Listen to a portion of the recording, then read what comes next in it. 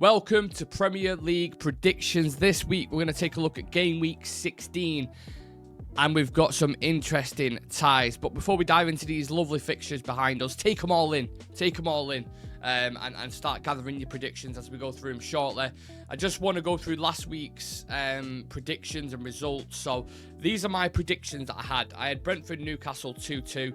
Brentford won 4-2. I had Villa 4-1. I think they piped Southampton, but I think they only just won 1-0. I had City to beat Palace 3-1. They drew 2-2. I had United to beat Forest 2-1. Forest won 3-2. I did say Fulham and Arsenal would be a draw 1-1, so I got that absolutely spot on. Ding.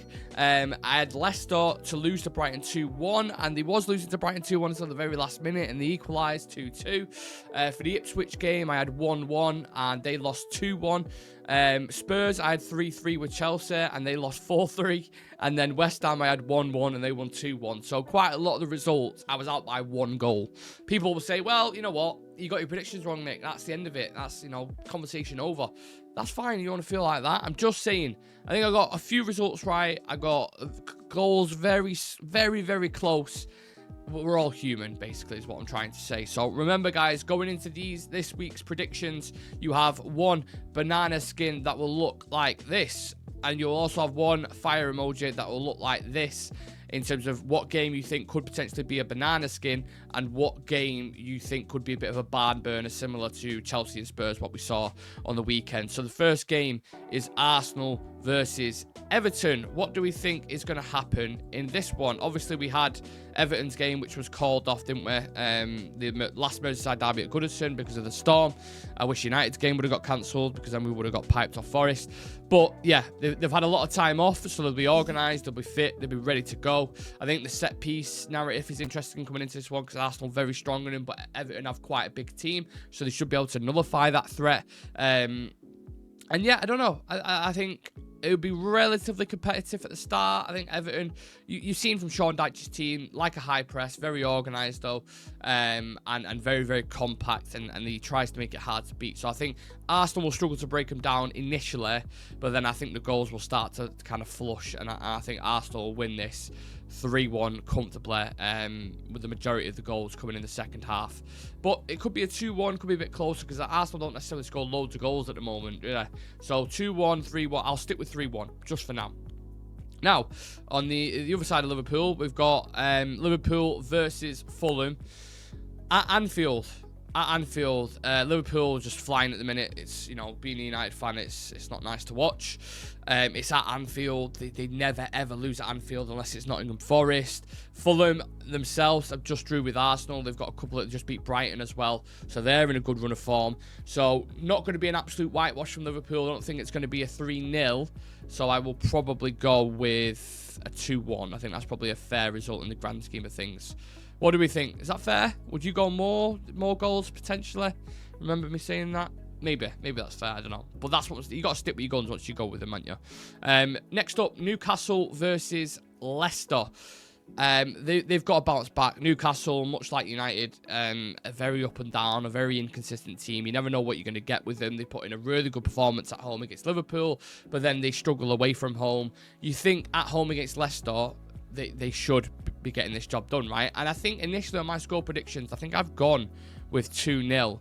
But I would just, I know you say you've got to be bold and stick with your predictions, but I do want to tweak that slightly. I'll go 2-1 Newcastle, because I do think Leicester will get a goal. I think they're looking all right under Rude, and they'll offer something, maybe a Jamie Vardy or something, but I think Newcastle will win it and should win it. Wolves versus Ipswich. To be honest, I look at the form of both teams coming into this, and I'm like, I don't have a fucking clue. I genuinely don't have a clue. So what I've done is I've gone for the 0-0. I've bottled it. I'm going for a 0-0 draw. I watch it be an absolute barn burner now, but I think it's going to be a crap game. And yeah, I think I'll stick with the 0-0. I'm not going to change that. Do we change it? No, I'm not going to change it. So Wolves, Ipswich, 0-0. Next up, we have Nottingham Forest versus Aston Villa. This is another one. Very interesting clash. Forest on a high after the United result. First manager, I think, Nuno to win back-to-back at Old Trafford. Mixed bag in terms of head-to-head with both teams coming against each other. Forest at home, level on points in the table. Villa have bounced back. Does it stink of a draw? I think a draw is probably a fair result. 1-1. I'm going with Nottingham Forest and Aston Villa. That's the 5:30 kickoff. Moving on to Sunday, we have Brighton and Crystal Palace kicking things off. And I have gone with a 2-1 win to Brighton. And I'll explain why. I think Brighton will be disappointed with dropping points so late against Leicester. Herzl certainly won't be impressed with that. He's a perfectionist. And I think they will put it right, but with a very close win. Did I put 2-1? I mean, this could very easily be a 1-1. But I think Brighton have the quality just to take it away from him. And I think they'll get back into winning form over Crystal Palace. Because, again, Palace's away record isn't fantastic. And the biggest game of the weekend by far is Manchester City versus Manchester United.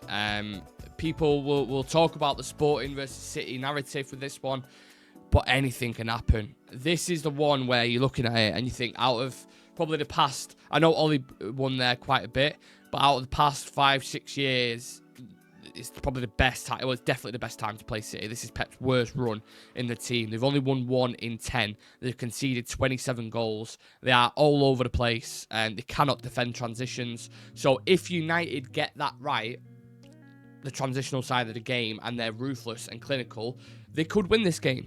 They could win it. But I've watched Manchester United enough, and quite a lot of you guys who subscribe to this channel are obviously United fans as well. You've watched them, and you know they're not clinical enough. You know they're not ruthless. They had a 3v1 against Victoria Pleasing last night, and they fucked it up. So for that reason, I think it'll be a bit of an uncomfortable performance. I think it'll be similar to Arsenal, and I've gone with a Man City 2-1 win at the Etihad. But United will be relatively competitive for the most part. And, you know, people might be shocked to hear that, but I just think that's the reality that we're in at the moment. Don't forget, we went 1-0 behind to Victoria Pleasing last night. The first half was shocking. We're not a full team yet. I know Amarin has beaten Pep before, but again, he won't want to make the same mistake, and that's why I think City will probably pick up the win. Now, on to title contenders, high-flying Chelsea under Maresca against Brentford, who are unbelievable at home, but they have one of the worst away records, if not the worst away record in the Premier League. So I am going to go with a 3-1 win to Chelsea. I think they've got so many players at the moment who are scoring goals. They obviously have Cole Palmer, who always has a goal contribution. Jackson, Madueke chipping in. Jadon Sancho chipping in recently. So they've got a lot of players that are fit and firing. And I think the firepower will be just too much. And I think, you know what? I'm going to give that one. Sorry, let me just go back to... Where's the game gone now? This is my barn burner, I would probably say. So let's go with that. And then we can have the fire emoji for that one. That's me barn burner, people. Let me know if you agree with that one. I'm still not using my banana skin yet. I'm trying to think. I don't know which one to go for. We'll revisit that. We'll revisit that in a moment. But yeah, 3-1 to Chelsea. I'm going to go with. Next up. Oh, do I use the banana skin on this one? I'm doing it. Fuck it. I'm doing it. Banana skin. I think just because it's Tottenham. Purely because it's Tottenham. I think this could be a potential slip-up. I watched them against Rangers. I watched them in the past couple of games. They are just all over the place. And they have this thing that they want to stick to under Postecoglou, but it's very naive. And look, I've seen Southampton give some good games to some of the teams near the top. So I have gone, I think on my prediction, I have gone a 3-1 Tottenham win. But I still think it could be a banana skin. I do. So that's the one I'm going to go with. And then the Monday night football, Bournemouth versus West Ham. Massive win for Lopetegui in the El Sacico. Obviously, I'll be hugely happy with that. Bournemouth in good form, won the last 3 games. They're at home, so you would usually say Bournemouth, but I am going to go with a draw, 1-1 for the Monday Night Football. Don't think it's going to be an amazing game. Could be absolutely wrong on this one, but that is my gut feeling. And they say you always should go with your gut feeling, right? So let me know what you make of the predictions for this weekend. Let me know what kind of changes you made. If you have done any changes in FPL, who are you putting as your captain? Where are your banana skins? Where are your barn burners in this weekend? And yeah, please do, if you've enjoyed the content, smash like on the video, subscribe to the channel. This has been Game Week 16 predictions from me, myself, Nick McCabe. Subscribe to Real Reds Talk, smash like on the video, and I'll see you for the next game week.